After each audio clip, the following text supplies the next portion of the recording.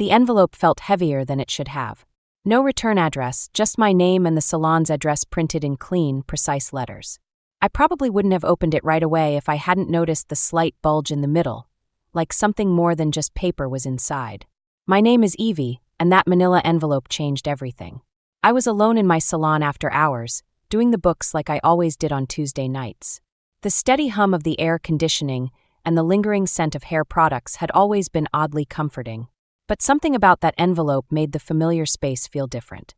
Wrong. Inside were photos. High-quality ones, taken with a good camera by someone who knew what they were doing. The first showed my husband Jack sitting at a cafe I didn't recognize, his hand resting on top of someone else's. The second made my stomach lurch. It was Sadie, my daughter-in-law, her fingers intertwined with his, both of them leaning in close like they were sharing secrets. The timestamp showed last Thursday. The day Jack said he was meeting clients in Phoenix. The day Sadie told Ethan she had an art gallery meeting. My phone buzzed, making me jump. A text from Ethan. "Mom, you coming to dinner Sunday?" Sadie's making her famous lasagna. I stared at my son's message, my thumb hovering over the keyboard. How do you respond normally when your world is cracking apart?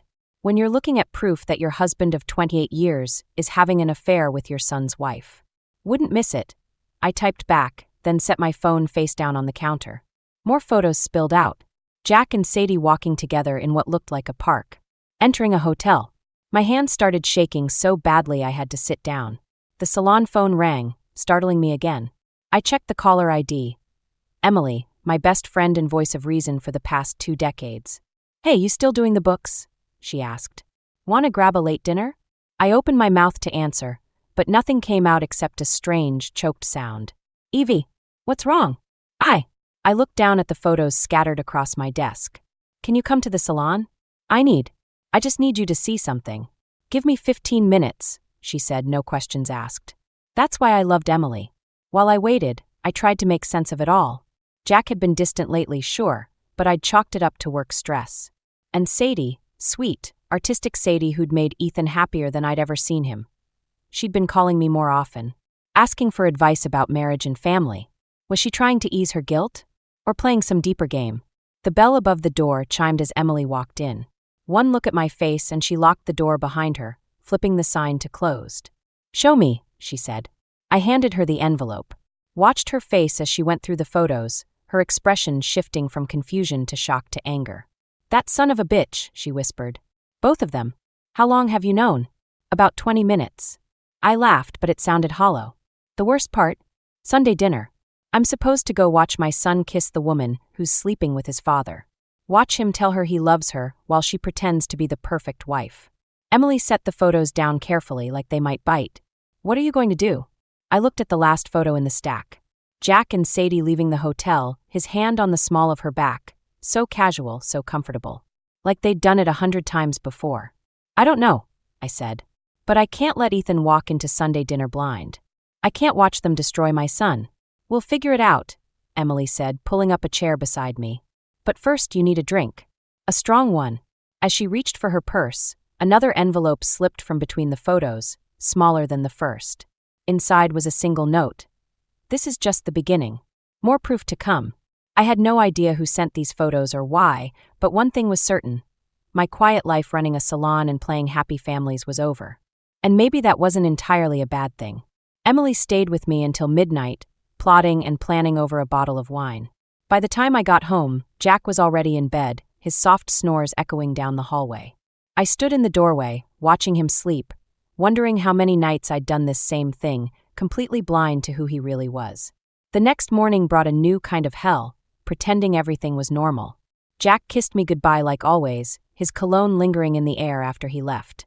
The same cologne I'd smelled on Sadie last week, when she stopped by the salon for a trim. The memory made me gag.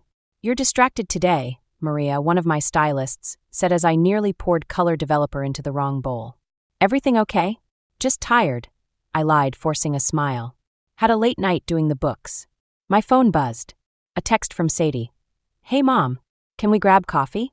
Need your advice on something." The casual mom hit me like a slap. I'd loved hearing her call me that, had been so grateful that Ethan found someone who wanted to be part of our family. Now each letter felt like poison. "Sure, sweetie. Lunch break at 1. We met at the little cafe across from my salon. Sadie was already there, fidgeting with her wedding ring. Ethan's grandmother's ring. My mother-in-law's ring. "Thanks for meeting me," she said, her smile not quite reaching her eyes. "I've been wanting to talk to you about Ethan." I took a slow sip of water, studying her face. She looked tired, nervous. "Good. Is everything okay?" I asked, proud of how steady my voice sounded. "He's been working so much lately. The startup's taking all his time, and She paused, twisting the ring again. "I feel like we're drifting apart." The irony almost made me laugh. "Almost. Marriage takes work," I said carefully. "Communication is key. No secrets." Sadie's hand jerked, knocking over her water glass. Ice cubes scattered across the table as she scrambled for napkins. "I'm so clumsy lately," she muttered, her cheeks flushing. I don't know who to talk to about this stuff. You and Jack have such a strong marriage. How do you do it?" I helped her mop up the water, buying time to control my expression. "Trust," I said finally. "Without trust, you have nothing." Her phone chimed. She glanced at it, and for a split second, I saw panic flash across her face before she quickly turned it face down. "Everything okay?" I asked innocently. "Oh, just work stuff." She grabbed her purse. "I should actually get going. Gallery meeting. Thanks for listening, Mom." I watched her hurry away, nearly colliding with a waiter in her haste. Emily's words from last night echoed in my head. "We need proof. Real proof, not just photos from some anonymous source." Back at the salon, I called the number Emily had given me. A private investigator named Marcus answered on the second ring. "Mrs. Harper? Emily told me you might call. Let's talk about what you need." As I explained the situation, Jack texted. "Working late tonight. Don't wait up. One more thing," I told Marcus. "I need you to track my husband's movements tonight. He says he's working late." "We'll start immediately," Marcus said. "And Mrs. Harper? Based on what you've told me, I suggest we also look into your husband's financial records. These situations often have a money trail." After hanging up, I stared at my reflection in the salon mirror. The woman looking back at me seemed different somehow. Harder, more determined. My phone buzzed again with another text from Jack. "Love you." 3 weeks ago, that message would have made me smile. Now it just made me wonder how many other women he'd sent those same words to. How many times he'd said them to Sadie while Ethan was working late, building their future, trusting them both. The bell above the door chimed and Ethan walked in. My heart stopped. "Hey, Mom," he said, grinning. "Got time for a quick trim? And maybe some advice?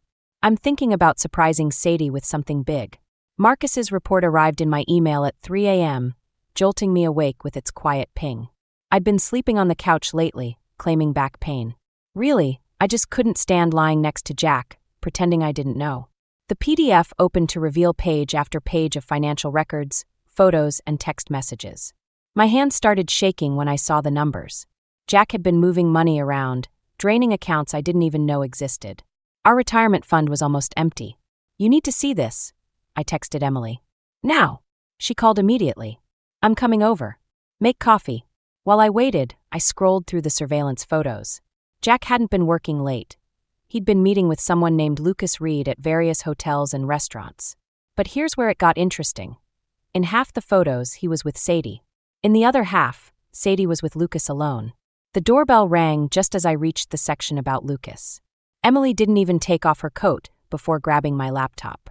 "Holy shit," she whispered, scanning the report. "Sadie's not just sleeping with Jack. She's sleeping with this Lucas guy too. And Jack knows about it."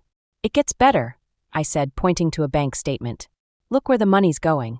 Emily's eyes widened. "Anatskafere. In Lucas name." Sadie's big break into the art world. I laughed, but it came out more like a sob. They're using my retirement money to fund her career and her lover's business. Does Ethan know anything about this gallery? He thinks it's just where Sadie works. He's so proud of her for making connections in the art world. I grabbed my coffee cup too hard, nearly cracking it. He's planning to surprise her with a trip to Paris. For their anniversary. Emily was still scrolling. "Wait, there's more. Look at these messages between Jack and Lucas." The texts revealed a scheme so twisted it took my breath away. Lucas was blackmailing both Jack and Sadie, threatening to expose their affair to Ethan. Jack was embezzling money from his clients to pay him off, using the gallery as a front for laundering the funds. "This isn't just an affair," Emily said quietly. "This is criminal." My phone buzzed, Ethan calling. I let it go to voicemail, unable to trust my voice. You have to tell him, Emily said, before he invests more money in their future. Tell him what? That his father and his wife are both cheating on him? That they're involved in fraud? That everything he believes about his family is a lie? My voice cracked. Itelel destroyim. Better he hears it from you than the police. A key turned in the front door. Jack. Emily and I froze as his footsteps approached the kitchen. Evie, why are you up so? He stopped short, seeing Emily and the laptop. Something in our faces must have given us away, because he went pale. What's going on? I turned the laptop toward him, showing a photo of him leaving a hotel with Sadie. You tell me. I can explain, he started, but I cut him off. Can you explain the missing retirement fund too? Or the money laundering? Or why you're letting our daughter-in-law sleep with both you and her gallery partner? He sank into a chair, suddenly looking every bit of his 50 years. It's complicated. Actually, it's very simple, I said, surprised by how calm I felt. You're going to call Sadie right now. Tell her to come over. We're going to have a family meeting. Evie, please. Or I can call Ethan first. Your choice. Jack pulled out his phone with shaking hands. As he dialed, another text came through on my phone, from an unknown number. Mrs. Harper, this is Lucas Reed. We should talk. I have a proposition that might interest you. I showed the message to Emily, who raised her eyebrows. Think he's trying to blackmail you too? No, I said, watching Jack's desperate attempt to reach Sadie. I think he's offering me a way to take them all down. For the first time since finding those photos, I felt something other than pain. Something that felt dangerously like hope. Or maybe it was revenge. At this point, I wasn't sure there was a difference. I met Lucas Reed at a coffee shop downtown, far from my usual haunts. He was younger than I expected, with the kind of smile that probably got him whatever he wanted. Today, it wasn't working. Mrs. Harper, he said, sliding into the seat across from me. Thank you for meeting me. Cut the charm, I replied. What's your proposition? He placed a USB drive on the table. Everything you need to take Jack down. Bank records, client lists, proof of fraud. Enough to put him away for a long time. And what do you want in return? Immunity. He leaned forward. When this breaks, I want to be seen as the whistleblower, not the accomplice. And I want Sadie left out of it. I almost laughed. You're sleeping with her, helping steal my money, and now you want to protect her? She's not who you think she is. He glanced around before continuing. Jack approached her first, threatened to ruin Ethan's company if she didn't help him. He needed someone with art world connections to make the gallery legitimate. My coffee turned bitter in my mouth. And you? I own the gallery, but Jack owns me. I'm just trying to survive this. My phone buzzed, Ethan again. Third call today. Each ignored call felt like another betrayal. Why should I believe you? Lucas pulled out his phone, played a recording. Jack's voice filled the space between us, threatening and cold in a way I'd never heard before. Either you keep Sadie in line, or I'll make sure your sister's rehab records become very public. Your choice, kid. My hands started shaking. He's blackmailing both of you? Among others. Check the drive. But Mrs. Harper. His confidence cracked slightly. Be careful. Jack's desperate, and desperate men are dangerous. I left the coffee shop feeling like I was walking through fog. At the salon, Emily was waiting with Marcus, our PI. You met with Reed? Marcus asked sharply. That was risky. Look at what he gave me. I plugged in the USB drive. Files populated the screen, hundreds of them. Client records, bank statements, emails. Jack hadn't just been stealing from us. He'd been running a sophisticated fraud scheme for years. This is bigger than an affair, Emily said quietly. This could destroy everything. The salon, Ethan's company. Mom! We all froze. Ethan stood in the doorway, looking confused. What's going on? Why haven't you been answering my calls? Before I could respond, my phone chimed with a text from Jack. Where's the USB drive Lucas gave you? Don't make this harder than it needs to be. Ethan saw the message. Dad? Lucas? What USB drive? The moment stretched like glass about to break.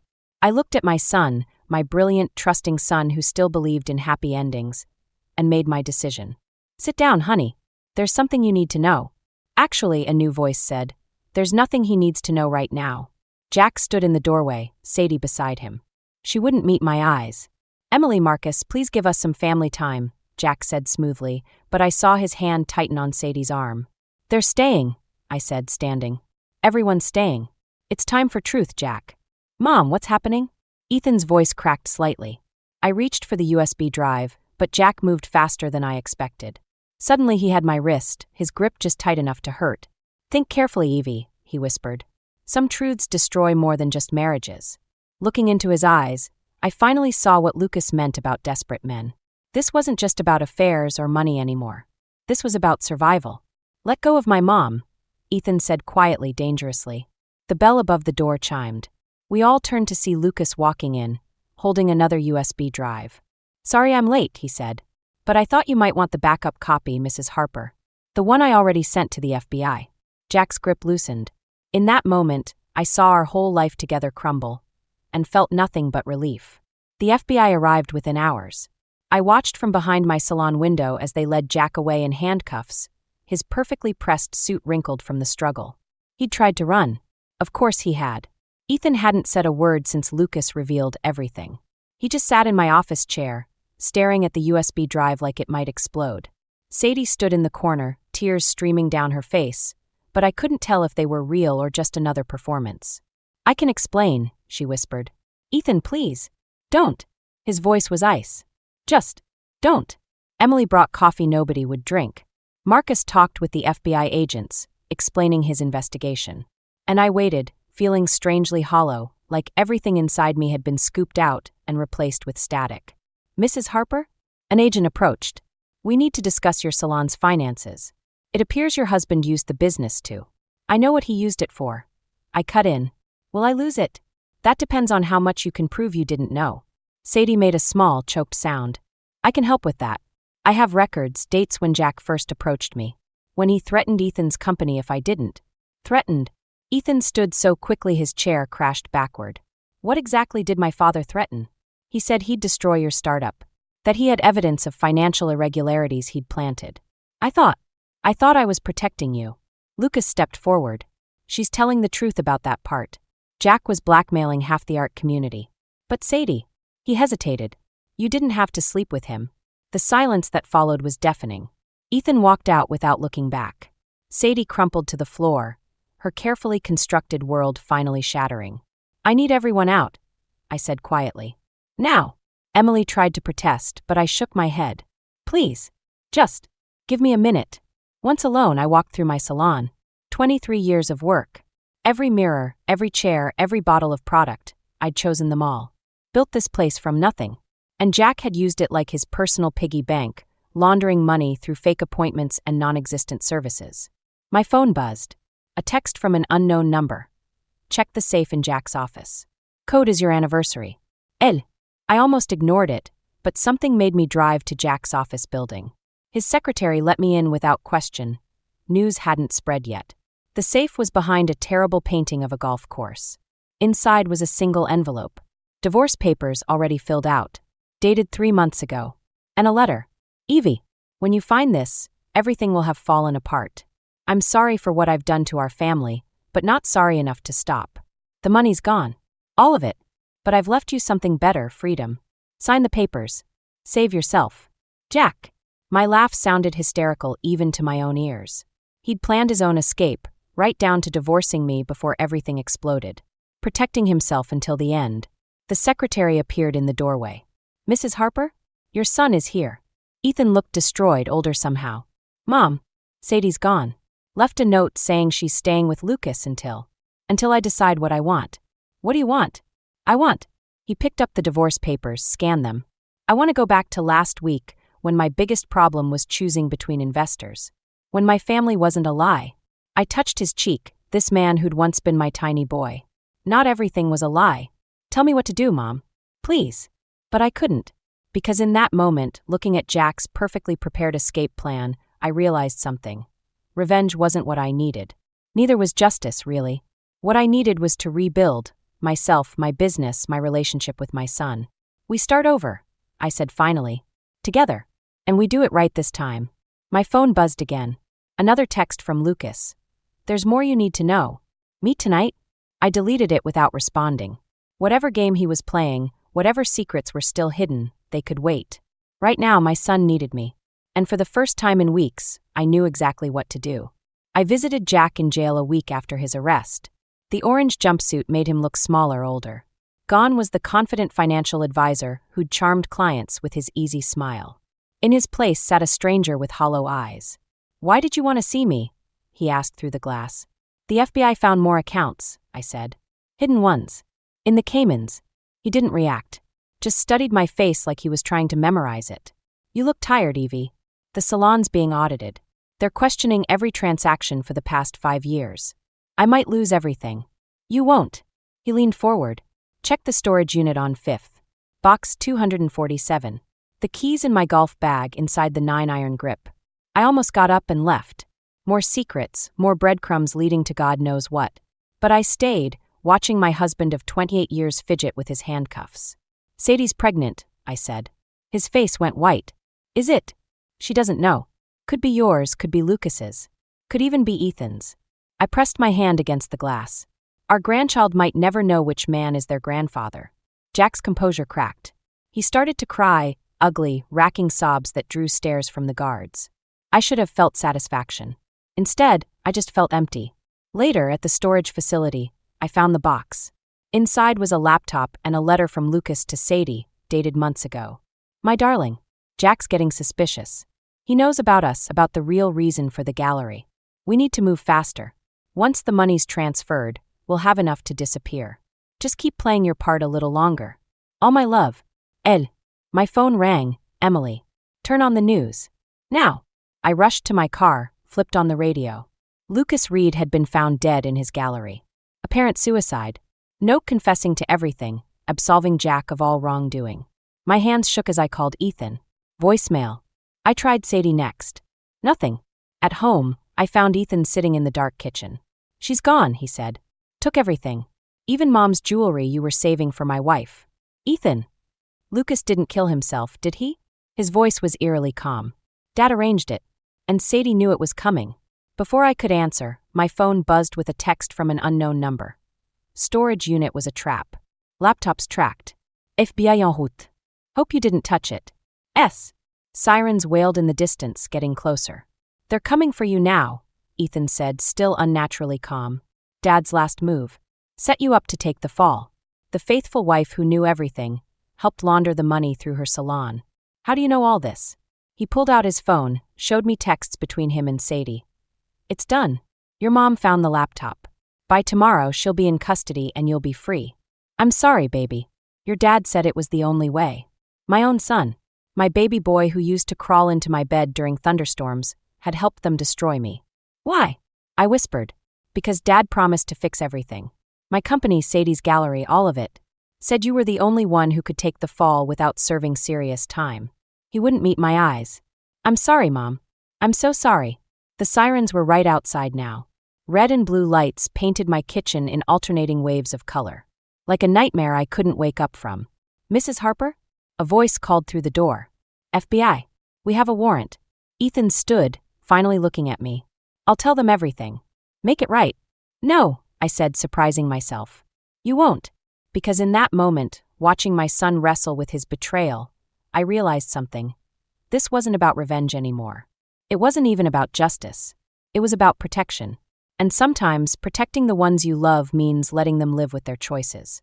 I opened the door to face the FBI, my head held high. Behind me, I heard Ethan start to cry, just like his father had in jail. Like father, like son. Some things, it seems, run in the family. 3 months into my house arrest, Sadie showed up on my doorstep. The ankle monitor felt heavier as I watched her stand there, one hand protectively over her growing belly. "Emily said you might shoot me if I came," she said quietly. "Emily exaggerates." I stepped aside. But I did consider it. She looked different, haunted maybe. The confident artist was gone, replaced by someone who jumped at the sound of my kettle whistling. "Lucas didn't kill himself," she said, sitting at my kitchen table. The same table where Ethan had betrayed me. Jack had him killed. I have proof. I set 2 mugs down harder than necessary. "Why now?" "Because I'm tired of running. Because this baby deserves better than a life built on lies." She pulled out her phone, played a video. Lucas, alive, speaking directly to the camera. "If you're watching this, I'm dead. Jack Harper arranged it through his contacts. The suicide note's a fake. The real money's not in the Caymans, it's in Switzerland, under his wife's maiden name. He's been planning this for years. Sadie, I'm sorry. I really did love you." My hands shook as I processed what this meant. The FBI already cleared Jack. He's being released next week. I know. He's already contacted Ethan, promising to restore everything once he's out. She looked up, tears streaming.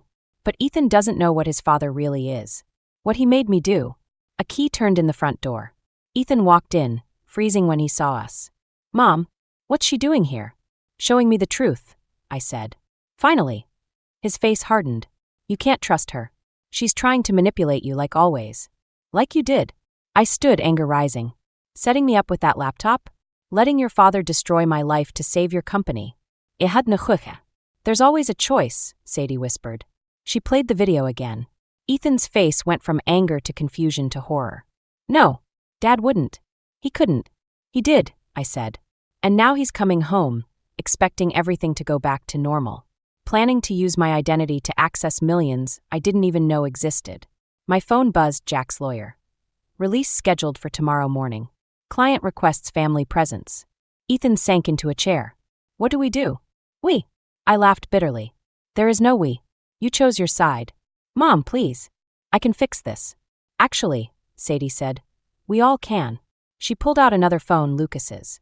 Everything's here. Every transaction, every threat, every murder Jack arranged. Lucas kept records of everything. Why didn't you turn this in before? Because Jack said he'd kill the baby if I did. But now, she touched her stomach. Now I realize this child deserves to know at least one of their possible fathers was brave enough to stand up to him. My ankle monitor beeped, a warning that I was getting too close to the door. Such a simple sound, representing everything Jack had taken from me. If we do this, I said slowly, we do it my way. No more secrets, no more schemes. And you both have to live with the consequences. They nodded, looking young and scared and finally honest. My phone buzzed again. Emily. Jack's lawyer filed early release papers. He'll be out in 3 hours.